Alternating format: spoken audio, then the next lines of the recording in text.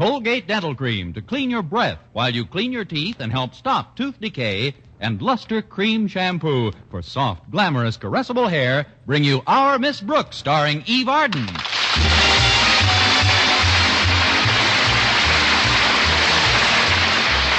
time once again for another comedy episode of Our Miss Brooks under the direction of Al Lewis. Well, many schools hold various popularity polls from time to time, and Madison High School, where Our Miss Brooks teaches English, is no exception. No, and I felt extremely honored last week because I had been voted faculty queen of the football team. Although I can't help thinking that they could have dreamed up a more glamorous title for me than Miss Pigskin of 1950. Anyway, Friday morning, Walter Denton picked me up in his broken-down, hopped-up jalopy, or, as the girls call it, the Devil's Playground, to drive me down to dear old Madison, or as I call it, the Devil's Playground. Well, Walter, you seem quite chipper this morning. I'm more than chipper. I'm a bird on the wing. My spirits are soaring like an eagle in the blue. Well, I don't like to bring you down, but you just flew through a red light. What's the cause of this pre-dawn gaiety? Our football team, Miss Brooks. Wait till you see them in action. We're going to amaze the entire gridiron world this year. I thought we amazed the gridiron world last year, Walter. As I recall, in the 15 games we played, we had a perfect record, unblemished by a single victory. Well, you see, it's coaching that makes a difference. And this year things are going to be a lot different. We got Bronco. You mean we're going to buck our players into the end zone? No, ma'am. I mean Bronco Dawson. He's one of the greatest ex-players alive. With him coaching Madison, we're a cinch. Seems to me I have read his name somewhere. Wasn't he voted a pure American or something? That's all American. And he made it for 3 years, too. Well, I hope he does well for our team, if only for Mr. Boynton's sake. It's amazing how the success or failure of our football team affects his spirits. What's amazing about it? Mr. Boynton's always been a fan. And just because he's a little on the square side maybe doesn't mean that, underneath he isn't regular. Is that what you really think of Mr. Boynton, Walter? Sure. What if he is a cornball on the surface? Down below, he's pure gold. You just gotta dig a little. Frankly, my shovel is bent by now. I mean, he is a fine teacher, Walter. Sure he is. He may not be much of a spender, but he sure likes to celebrate when the team does okay. You're right about that. At the risk of sounding like an elephant, I remember a game that they did win. It was 3 years ago, and after it we went out to dinner, and then a show, and then to a cafe to dance. Sounds terrific. Oh, it was. Mr. Boynton was like a man in a dream. In fact, it wasn't until 2 days later that he realized we didn't go Dutch. Don't worry. Old Bronco will add to your store of happy memories this season, Miss Brooks. Especially with Stretch Snodgrass in the backfield. Oh, what an athlete that kid is. He's got a great pair of legs, a great pair of arms, and a real head on his shoulders. That's the best kind. Well, if we could only get something into that head. I know Stretch isn't any Einstein in the classroom, but on that field he's a genius. And he's sure crazy about Bronco. Yeah, especially after what happened yesterday. Did you hear about it? Well, Stretch was pushing a wheelbarrow full of football equipment across the field, see, when 3 hoodlums sneaked up on him. Yes, And while 2 of them held Stretch down, the other guy made off with the stuff. Well, Bronco came along about then. He saw what was going on, and boy, did he light into those 2 guys. Yes, I heard about it. Well, then, why did you make me repeat the whole thing? I like adventure stories. Oh, what an athlete that Bronco is. Used to be heavyweight boxing champion of the Navy, you know. Yeah, he was telling Mr. Boynton the other day he's going to give him some tips on the manly art of self-defense. He better not. Mr. Boynton's defense is tough enough as it is. Well, here's the dear old school. Say, there's Stretch locking up his bike. Hi, Stretch, old pal. Hello, Walter. Hello, Miss Brooks. Good morning, Stretch. No, ma'am. Walter and I were just...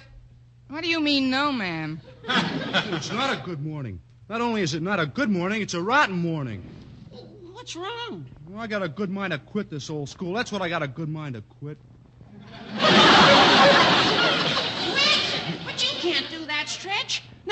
all the time you've put in. Walter's right, Stretch. One more year and you're eligible for a pension. Well, this ain't no time to be whimsical, Miss Brooks. I'm not being whimsical, Stretch. I'm just trying to be realistic. What's the trouble? Well, I thought we was going to have a swell football team this year because we had old Bronco Dawson coaching us. But now we ain't. We ain't? We haven't. That's right, we ain't. Why ain't we? Mr. Conklin seen him fighting those roughnecks on the school grounds yesterday. Without giving him any chance to explain, snitched to the Board of Education and had him fired. But we gotta do something. That's not fair. Are you sure you've got the facts straight, Stretch? Did Mr. Conklin just arbitrarily dismiss Bronco? Exactly. He just artabellary canned him. Some of the guys in the team are so sore, they're talking about not showing up for practice after school. Oh, but they shouldn't do that. They need the practice. Well, that's what I said. I told them they'd just be spiting their own noses. Spiting their own noses? Sure. There must be some other way to get Bronco back. Wait a minute. I've got an idea. Miss Brooks, who was just voted Queen of Football at Madison? I was. Correct. Now, who is the logical candidate to step into Mr. Conklin's office and demand Bronco's reinstatement? Would you repeat the question, please? Walter's right, Miss Brooks. You got to talk to Mr. Conklin. Oh, but boys, I don't carry any weight. Well, your built is just as good That's as... not... I just don't get along with Mr. Conklin. Oh, you've got to do it, Miss Brooks. And think of Mr. Boynton. You said yourself Mr. Boynton's a new man when the team's going good. Well, he is, but I can see it all now. Bronco puts a winning team on the field. You and Mr. Boynton watch their glorious victory. Mr. Boynton takes you out to dinner, and then to a movie. And after that, you go to a nightclub and you dance. The music is soft and dreamy. And as Mr. Boynton holds you in his arms, the air is charged with excitement. He holds you tighter and tighter. And as you glide over the smooth floor with your face pressed close to his, your ecstasy knows no bounds. You're filled with a delicious sense of well-being. You're no longer hungry for romance, starved for affection. Well, Miss Brooks? Don't wrap those words up. I'll eat them right here.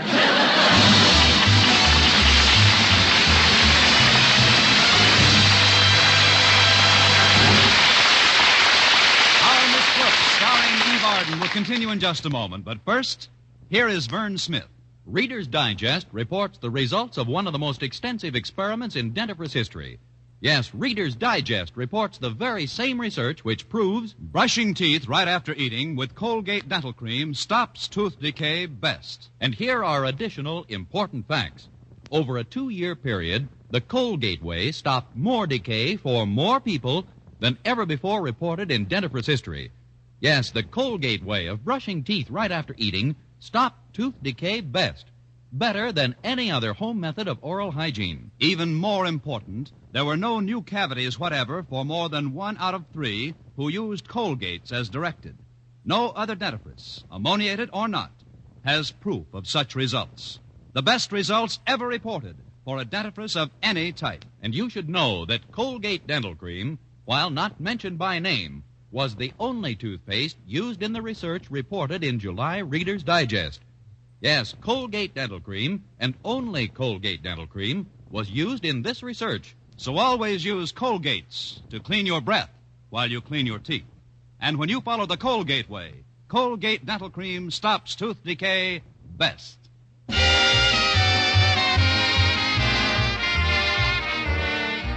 Well, Walter and Stretch convinced me that without Bronco Dawson, Madison couldn't have a winning football team.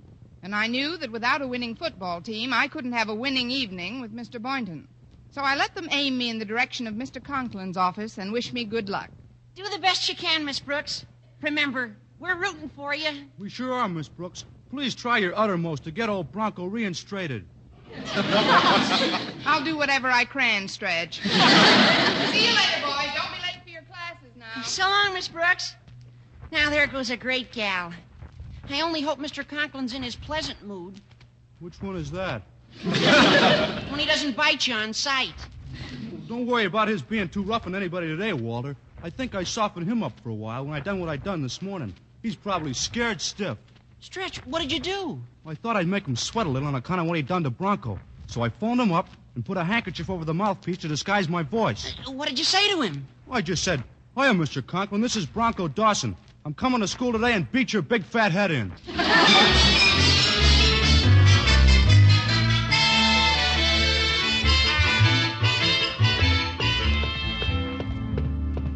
Hi, Miss Brooks. Oh, hello, Harriet. I was just going to drop into your dad's office. Is he busy, do you know? I don't think so, but he's awfully nervous. Every time he hears a sound, he practically jumps under his desk.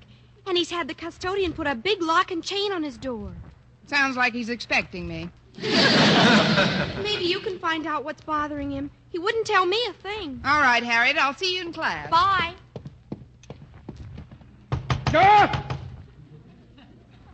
Who goes there? It's a friend, Miss Brooks. Are you alone, Miss Brooks? Yes, sir, I am. One moment, please. I'll let you in.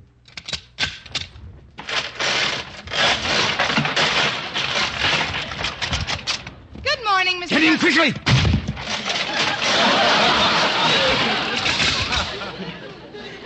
Do I get any time off for good behavior? Somehow your devastating bon mots just don't tweak me this morning, Miss Brooks. Now, get to the point. What do you want of me? Oh, nothing for myself, Mr. Conklin. I wanted to talk to you about somebody else. Who? Bronco Dawson. Gus! That bully? Oh, but he isn't, Mr. Conklin. He hasn't had a fair chance to explain. Fair chance? Do you realize that since he heard that I recommended his dismissal to the board, he has threatened me with bodily harm? Bronco threatened you? On the telephone. In Dawson's own words, Miss Brooks, he is coming to school today to beat my big fat head in. Oh, but that's ridiculous, Mr. Conklin. He wouldn't dare to beat your big fat head in. My big fat what? He wouldn't beat in your big fat anything. I'm a little confused, sir, but actually your head is neither big nor fat. Well, thank you. It's just pleasingly plump. You have made me very happy, my dear. Now get out. Sir, you've just got to listen to reason. Bronco was only fighting to protect school property from some hoodlums. Stretch Snodgrass told me so himself. A cock and bull story born of hero worship. Oh, but Mr. The Conklin, case is closed. In a few days, the board will provide us with a new coach. I wish you'd reconsider this matter, Mr. Conklin. It means a great deal, not only to me, but to the entire student Boynton. Student body. You see, the team has just voted me faculty queen. Congratulations, Your Majesty.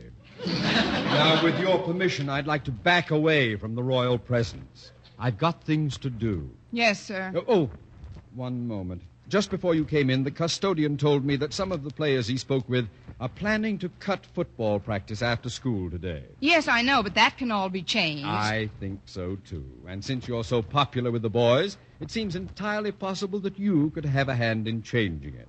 What are you getting at, Mr. Conklin? I have another crown for your head, Queenie. You are hereby appointed temporary football coach. Oh, but Mr. Conklin, there's no need for that if you'll only give Bronco a chance to explain.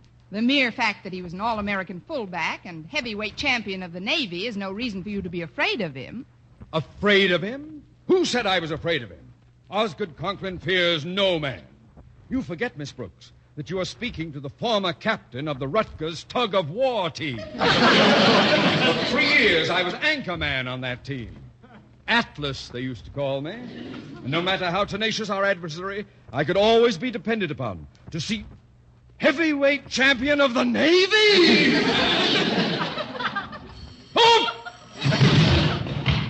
It's just the phone. You can come out from under the desk, Atlas. Oh, yes, the phone. One moment, please. This may be another threatening call from Bronco, Miss Brooks. I'll have to ask you to wait in the hall. But, Mr. Conklin... If I lose my temper with him, I may forget to use the King's English. Come, I'll let you out. Yes, sir.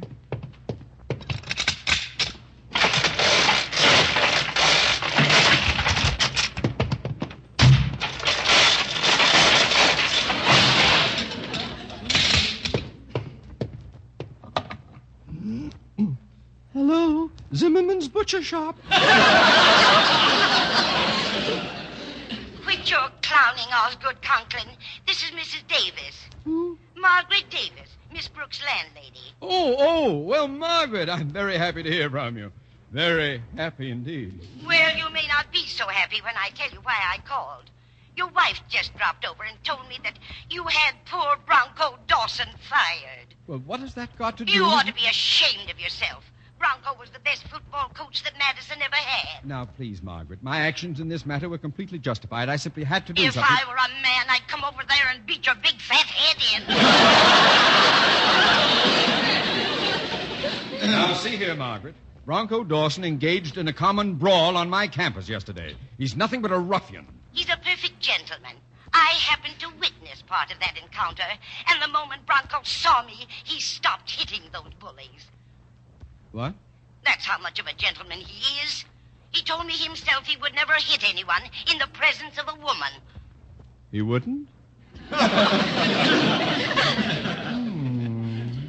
Well, perhaps we'd better discuss this another time, Margaret. But I'll Osgood, talk to you later. I've been suddenly taken busy. Good day.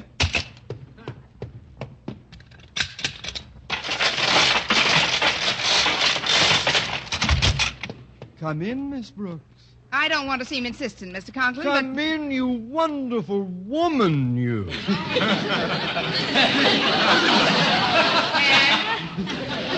Sit down, my dear. Take my chair. I'll squat on the floor. Go on. Sit in that swivel chair. Lean back on it. Take a nap if you like. A nap? You mean I'm awake now? Oh, there's the bell, Mr. Conklin. I've got a class starting. You mean we've got a class, Miss Brooks. I have long been of the opinion that a man in my position should occasionally refurbish his education.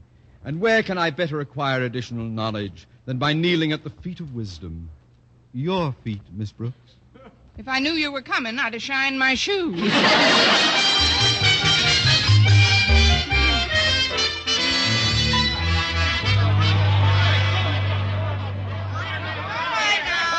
All right. All you backfield men, take a few turns on those parallel bars. I've got the lineman working on the heavy weights, Miss Brooks. Oh, thanks, Mr. Boynton. It was very nice of you to offer your assistance this afternoon. I don't know much about football. Well, that's all right, Miss Brooks. Of course, I can't help feeling that Mr. Conklin should never have let Bronco Dawson go. If it's not too late, I'd like to talk to him about it. Do you know where I could find Mr. Conklin now, Miss Brooks? Probably in the bottom drawer of his desk. He's afraid that Bronco's going to beat him up for getting him fired. Oh, but that's absurd. Bronco's a very peaceful sort of chap. You know, I got to know him pretty well in recent days. He told me he liked everything about Madison, even Mr. Conklin. In fact, he was planning on bringing his wife here from Millsboro. I didn't know Bronco was married. He never mentioned having a wife. Yeah, I know. He's an odd one when it comes to women. He's an odd one. By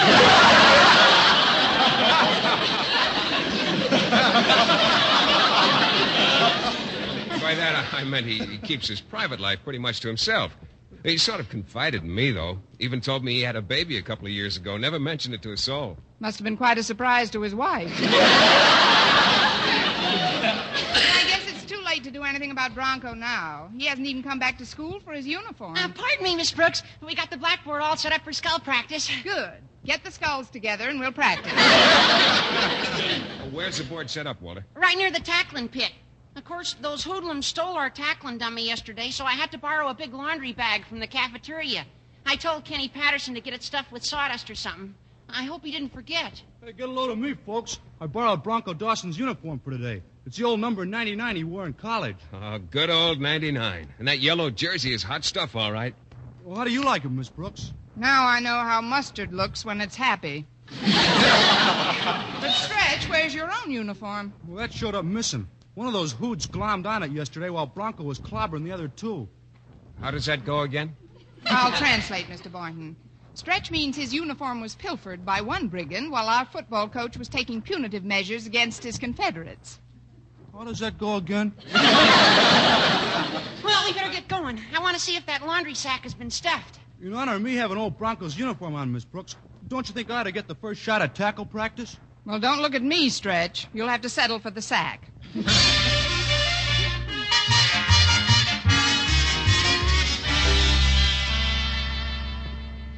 Daddy. What are you doing on the athletic field? I was on my way home, Harriet. Left the building through the side entrance today. But why, Daddy? Just for kicks. You know, for a minute I thought you might be looking for old 99. I was hoping you might have changed your mind about letting him go. Old 99? Yes, that's what a lot of the kids call Bronco Dawson. Those are the numerals he wore on his college uniform. He's kept them to this day. I hope I've seen the last of Bronco Dawson and his numerals. I'm afraid you're not going to get your hope, Daddy. It looks like old 99 is coming out of the gym now. Where? Oh, there. Oh, dear. I'd like to stay and watch some practice, but I've got a date with Susie Prentice at 3:15, and Oh, golly, I'm late. See you later, Daddy. I've got to run. You've got to run? Oh, no, I better not. He'd nail me in a minute on this open field. I've got to hide. Ah, this laundry bag. I'll just hop in here and pull the string. Champion of the Navy yet. All right now, fellas. Let's line up for the tackle practice. Give me a hand with this dummy, will you, folks? All right, Walter. I'll help, too. I'm glad Kenny didn't forget to stuff it. From the way it feels, it must have stuffed it with blubber. Well, we'll just hoist it up between these uprights. Yeah. Now remember, fellas, hit it low and hit it hard. Come on, Stretch. You started off. Okay, here goes.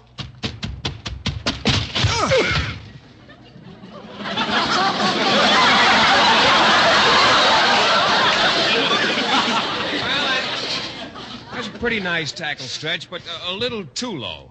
What do you mean, too low, Mr. Boynton? I thought I hit it just right. Why don't you show him what you mean, Mr. Boynton? Me? But I haven't played football in years. Oh, go ahead, Mr. Boynton. With your physique, you'll grind that old sack into powder. Well, I'll try it if you want me to. I'll get a good running start. Now, Stretch. Mr. Boynton can probably teach you plenty, so stop that groaning. Who, me? Oh, wonderful, Mr. Boynton. But why so hard? You knocked the wind out of yourself. No, I didn't. I feel great. Gosh, look at that sack. It's all lopsided. Well, there's only one way to fix that. Hit it from both sides at once. That's right. It's often necessary for two men to bring down the ball carrier. Now, Stretch, you hit him high and I'll hit him low. Right, Mr. Boynton. And this time I'll make that old sack holler uncle.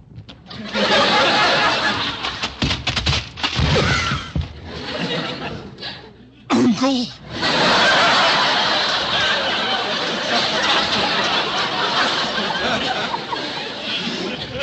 Did you say something, Stretch? No, sir. Didn't you say something? No. Walter, was that you? Not me. Was it you, Miss Brooks? It wasn't me. Isn't anyone going to ask me? The sack. It talked. Oh, it sounds like Mr. Conklin's in there. Oh, heavens. Quick, release those pulleys. I'll get the drawstrings. Oh, it is Mr. Conklin. Yes, Miss Brooks, it is. And I blame you for this entire outrage. Me? But You knew I was threatened by Bronco Dawson. You knew I was trying to hide from him. And what more logical place for me to hide than here in this laundry bag? But that's not fair, Mr. Conklin. You should have known I was in there when you helped hoist me up. I'm sorry, Mr. Conklin. I have an ironclad alibi. An alibi? Yes, sir. Just take a look at the size of that bag. What has that got to do with it? I couldn't possibly think that even you were that big a dummy.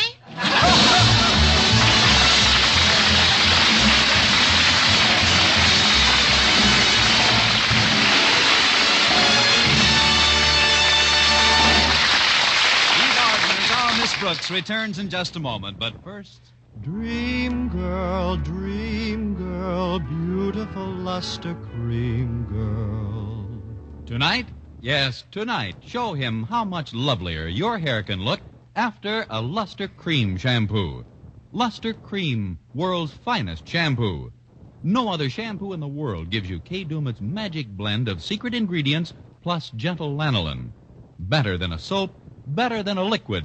Luster Cream is a dainty cream shampoo. Leaves hair 3 ways lovelier. Fragrantly clean. Free of loose dandruff. Glistening with sheen.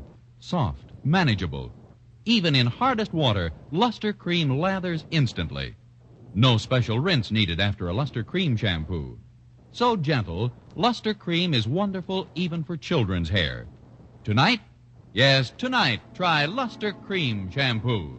Dream girl, beautiful luster cream girl. You owe your charming glory to a luster cream shampoo. And now, once again, here is our Miss Brooks. Well, by dint of some fast talking, I convinced Mr. Conklin that I wasn't the one responsible for his bruised condition. Of course, Walter, Stretch, and the rest of the team showed amazing loyalty. As soon as the bag was opened, they ran giggling into the hills. Then Mr. Boynton went to the gym for some iodine, and I tried to soothe Mr. Conklin. He certainly was banged up. There was a big lump here, a small lump there, here a lump, there a lump, everywhere a lump. Osgood Conklin was a mess. E-I-E-I. Miss Brooks, do you know what I'll do if I ever get my hands on that Bronco Dawson? Yes, sir, you'll hold his arms. Now lie still, Mr. Conklin. Hi, Miss Brooks. Why is Daddy stretched out on the... Daddy, when did it happen? Take it easy, Harriet. Your daddy's been helping the football team. But the way he looks. He's worried, Harriet. He's a little concerned over Bronco's possible reaction to being fired. But Bronco doesn't even know he's been fired. What's that? The board wasn't to notify him until this morning, and he left town last night. I just stopped home for a minute, Daddy, and found this wire for you. Oh, let me see that. Where are my glasses? Oh, they were in my vest pocket. You read it, Miss Brooks. All right. Dear Mr. Conklin, called home to Millsboro last night. Wife presented me with 7-pound fullback. Have taken job coaching Millsboro High. Know you'll understand. Thanks for everything, Bronco Dawson. Well, all's well that ends well. Ends well? I'm nothing but a mass of welts and bruises. But you're just thinking of yourself, Mr. Conklin. What about poor Bronco? Poor Bronco? Yes. Now he'll never get a chance to beat your big fat head in.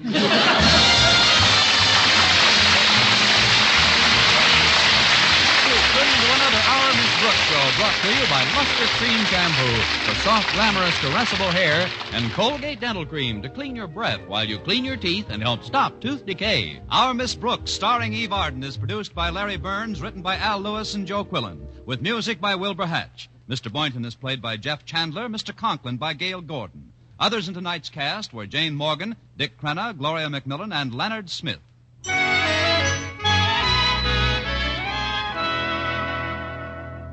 You want a beauty soap for a beauty bath. And your bath becomes a beauty bath when you change to proper cleansing with Palmolive soap. For bathing with this beauty soap brings you the full beautifying effects of Palmolive's mild and gentle lather, proved by doctors to bring most women lovelier complexions in just 14 days. Bath-size Palmolive is designed to give you everything you need for all-over beauty care.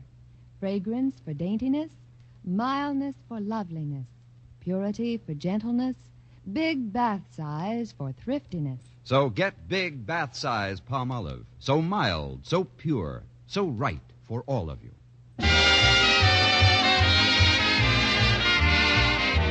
If you like mysteries that are as full of chuckles as chills, be sure to hear Mr. and Mrs. North every Tuesday over the same network. Don't miss the exciting and laughable adventures of these amateur detectives. Hear Mr. and Mrs. North every Tuesday night. And be with us again next week at the same time for another comedy episode of Our Miss Brooks. Bob LeMond speaking. This is CBS, the Columbia Broadcasting System.